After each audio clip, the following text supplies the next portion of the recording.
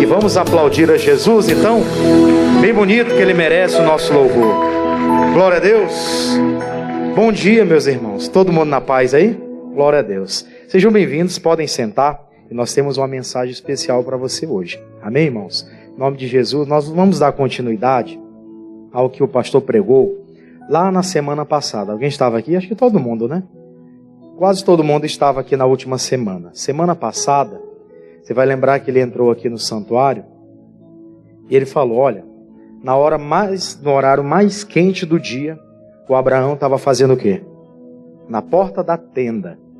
E ele estava observando, vigiando. Ele estava atento aos acontecimentos, porque existia uma promessa que havia sido dada, e ele estava atento àquilo que Deus havia falado com ele, para que aquilo não passasse. Enquanto ele falava isso, me fez lembrar lá do profeta Eliseu também, que a Bíblia fala muito claramente do Elias. O Eliseu falou, olha, eu quero a porção dobrada do teu espírito. Quando ele perguntou, o que queres que eu te dê, né? Era a porção dobrada do teu espírito. Se você me ver subir, aí eu faço o quê? Aí eu jogo sobre ti e tu recebe a bênção. E o Eliseu ficou atento ou não? Ficou atento e recebeu. Quando ele percebeu, Deus está resgatando o seu servo, o profeta Elias, ele estava lá atento para receber aquela unção, aquela capa, né? Que era uma representação daquela unção. E nós vamos continuar atentos a esse assunto no dia de hoje. Diga graças a Deus.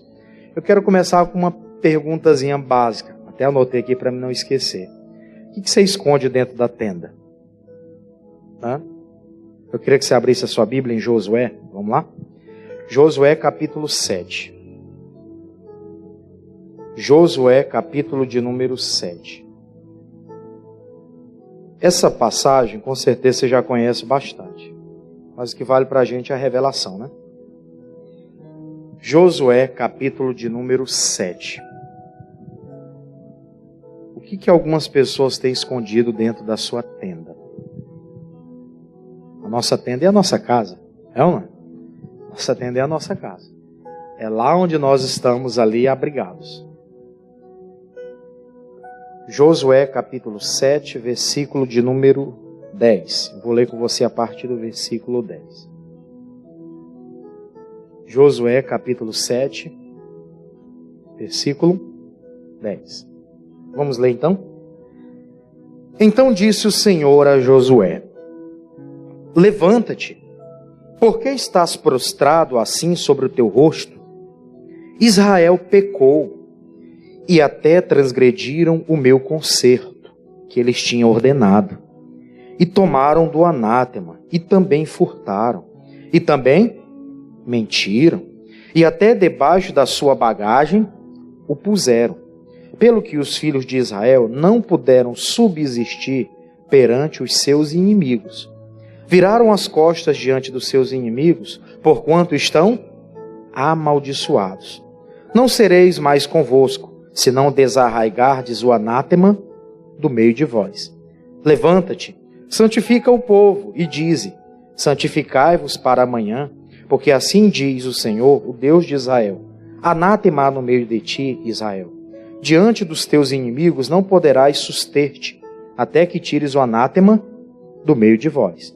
Amanhã, pois, vos achegareis, segundo as vossas tribos, e será que, tribo a tribo que o Senhor tomar, se chegará, segundo as suas famílias. E a família que o Senhor tomar, se chegará por casas, e a casa que o Senhor tomar, se chegará homem por homem. E será que aquele que for tomado com anátema, será queimado a fogo, ele e tudo quanto tiver, porquanto transgrediu o concerto do Senhor e fez uma loucura em Israel. Então Josué se levantou de madrugada e fez chegar a Israel segundo as suas tribos, e a tribo de Judá foi tomada. E fazendo chegar a tribo de Judá, tomou a família dos Zeraitas, e fazendo chegar a família dos Zeraitas, homem por homem, foi tomado Zabdi, e fazendo chegar a sua casa, homem por homem, foi tomado Acã, filho de Carmile, filho de Zabdi, filho de Zerá, da tribo de Judá. Então disse Josué a Acã, meu filho, Dá, peço-te, glória ao Senhor Deus de Israel, e faze confissão perante ele, e declara-me agora o que fizeste, e não me ocultes.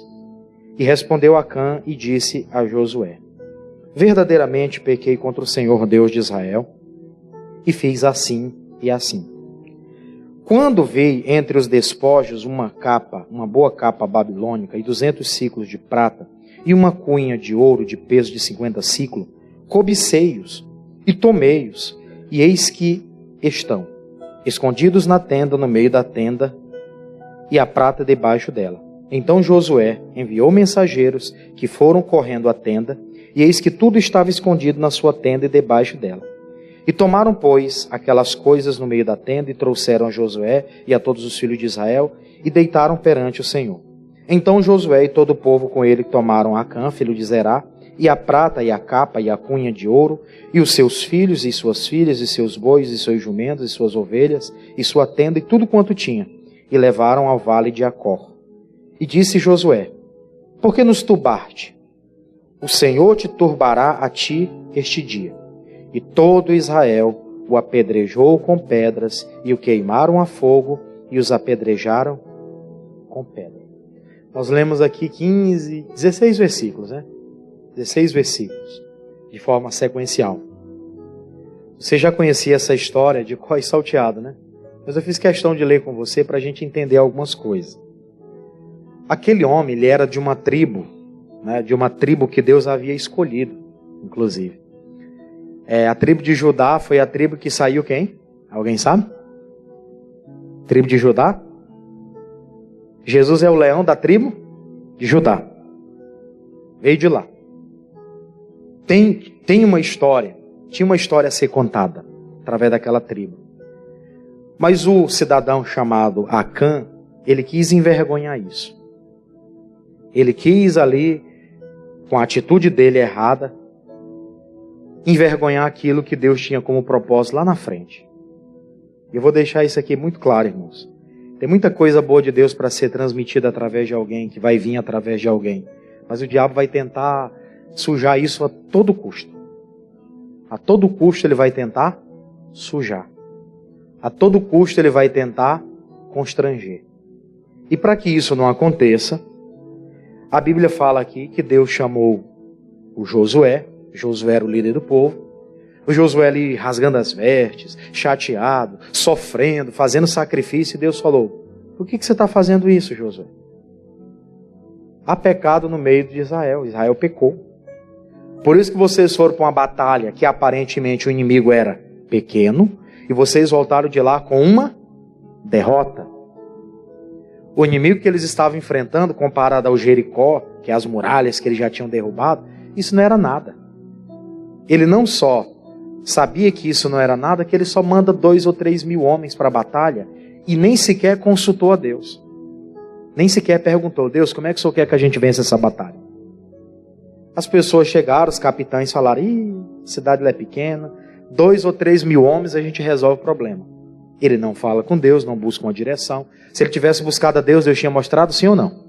Deus tinha mostrado: há pecado no meio de vocês. E aí ele tinha feito isso antecipadamente e tinha evitado aquela derrota. E tinha evitado aquele desperdício. Você sabe que da guerra voltaram 36 mortos. 36 homens. Eu já expliquei isso aqui uma vez, vou explicar de novo. 36 homens não apenas. Porque os 36 homens, cada um tinha suas famílias. E naquela época você sabe que era o homem que era, através do homem que era contada genealogia e outras coisas. Se a mulher ficasse desamparada e os filhos, como é que eles ficavam? Órfãos e viúvas. Não tinha ninguém. Alguém ia ter que sustentá-los. Alguém ia ter que fazer alguma coisa por aquelas pessoas. E voltam 36 homens mortos. Imagino a tristeza. E agora, ele vai ser morto também com toda a sua família. Triste. Porque a consequência não foi só para o Acã. A consequência foi para toda a sua tenda. Ele que escondeu, ele que pecou, ele que trouxe aquilo para ele, mas todo mundo pagou. Mas todo mundo sofreu as consequências daquilo que ele havia realizado. E na família hoje não é diferente não. A mesma coisa acontece hoje. Alguém da família cometeu um erro, é só ele que paga, sozinho, pastor. A gente sofre junto, sofre ou não sofre? Sofre. Nem que seja ali, passando algumas horas junto, ou eu tendo que ir para lugares que a gente não queria ir. Eu particularmente não gosto de hospital, só para visitar mesmo, é aquela visita, vai e volta. Eu não gosto. Minha esposa que gosta de estar enfurnada dentro de hospital, aplicando injeção, vendo cirurgia, dando pinça. Isso aí é uma coisa que ela gosta. Eu já não tenho esse prazer, não. Eu já quero a distância do hospital, né? Só para visitar as pessoas, orou, voltou. Presídio, também. Se tiver que ir lá a hora, isso aí é que a gente quer a distância mesmo, né? Isso aí é que a gente quer a distância mesmo. Mas, às vezes, estamos em lugares indesejados, passando por situações indesejadas, porque alguém errou e nós estamos juntos com ele naquela situação. Por isso que eu perguntei para você no início, o que se esconde dentro da sua tenda? Da tenda dele lá, do povo de Israel, havia o anátema. O anátema era coisa amaldiçoada. Ele pegou lá o ciclo de ouro, a capa babilônica e outras coisas. E levou para dentro da casa e lá escondeu. Como se ninguém estivesse vendo. E realmente ninguém viu. Mas os olhos de Deus, a Bíblia diz que ele passeia sobre toda a terra. Tem gente que não discerniu isso ainda. Tem feito algumas coisas e aparentemente aparece como se tivesse tudo bem. Só que os olhos de Deus que passeia sobre toda a terra está vendo lá. Não adianta pedir a oração, porque Deus já está vendo como é que está, é Ele que pode abençoar. Tem gente fazendo errado e querendo que Deus abençoe, e chega diante dos homens de Deus e diz, abençoa. O homem de Deus faz lá a oração e tal. Às vezes ele tem discernimento, nem sempre. Eu já orei por gente que estava fazendo errado e fui lá orei. Depois eu descobri, né? Mas tem hora que Deus mostra. A gente tem aquele discernimento. Mas peraí, tem alguma coisa errada que não está certa, né? Tem alguma coisa que está fora do eixo aí. Não está batendo aqui o propósito. E ele, achando que ia ficar por isso mesmo, o homem de Deus pergunta, você pode dar glória a Deus? Dá glória a Deus aí, Acã. E o Acã não conseguiu. O Acã não teve condição de dar glória a Deus. Tinha coisa para ser resolvida. Estava escondendo coisa que não era para esconder. No nosso caso hoje existem muitas outras coisas que podem ser escondidas. Vamos abrir em Atos, capítulo 19. Atos 19. Atos, capítulo de número 19. Semana passada o pastor falou, fiscaliza para ver o que os filhos estão consumindo, não só de físico, mas o que eles estão consumindo através dos olhos, o que eles consomem através da leitura, o que eles guardam lá nos seus estojos, nas suas bolsas. Dá uma analisada para ver se a gente não consegue ter discernimento de alguma coisa. Aí Atos 19, eu quero ler com você a partir do versículo de número 17. O apóstolo Paulo estava numa viagem missionária e ele estava pregando em Éfeso. E lá em Éfeso ele pregando a palavra, as pessoas estavam se convertendo. E na proporção que as pessoas se convertiam, elas tomavam algumas decisões. E algumas delas estão descritas aqui no versículo 17. Diz assim a palavra. Atos 19, 17. Vamos ler? E isto foi notório a todos os que habitavam em Éfeso, tanto judeus como gregos. E caiu o temor sobre todos eles, e o nome do Senhor Jesus era engrandecido. Agora vem um detalhe. E muitos dos que tinham crido, no caso em Jesus, vinham confessando e publicando o quê? Os seus feitos. Também, muitos dos que seguiam artes mágicas, trouxeram o quê? Os seus livros e queimaram na presença de todos, e feito a conta do seu preço, acharam que montavam a 50.000 peças de prata. Assim, a palavra do Senhor crescia poderosamente e prevalecia. As pessoas estavam se convertendo e na proporção que elas se convertiam, elas iam deixando de lado aquilo que elas guardavam em casa. Novamente, versículo 19, pedi para ele voltar lá. E também muitos dos que seguiam artes mágicas trouxeram o quê? Os seus livros e queimavam na presença de todos. tudo aquilo que eles tinham lá, que eles acreditavam, tudo aquilo que eles achavam que era o correto, quando eles conhecem a verdade que é Jesus, eles fazem o quê? Expõem publicamente para ser destruído. Eles expõem aquilo publicamente para lançar fora. Nós vivemos num tempo que tem muita gente que se converte, mas elas guardam muita coisa ainda do passado. E eu não falo de coisas físicas, simplesmente. Mas tem muitos pensamentos, que ainda são os mesmos, da velha criatura. Tem muitas ideias que permanecem as mesmas. O Evangelho não conseguiu mudar isso na pessoa. Tem atitudes que são as mesmas. Ainda não mudou até hoje. Era um briguento lá fora, hoje continua mesmo jeito. Qualquer coisa que alguém fala é motivo da pessoa brigar. É motivo dela ir lá e ficar debatendo. Não, nós mudamos. Não carregamos mais coisas antigas. Na proporção que a igreja de Éfeso, as pessoas iam se convertendo naquela região, elas iam colocando fora as coisas antigas. Naquela época, eles tinham muito lá a questão do... Por isso que ele fala dos livros, que eram a feitiçaria. A feitiçaria eram rituais que eram feitos, que eles tinham lá os livros, que eles seguiam aquele ritual. Então, quando eles se convertiam, não vamos mais praticar isso, então isso não vale mais para nós. Vamos jogar isso fora. Aí nós temos que olhar para dentro de nós e para dentro das nossas casas se não tem alguma coisa ainda que tem que ser tirada.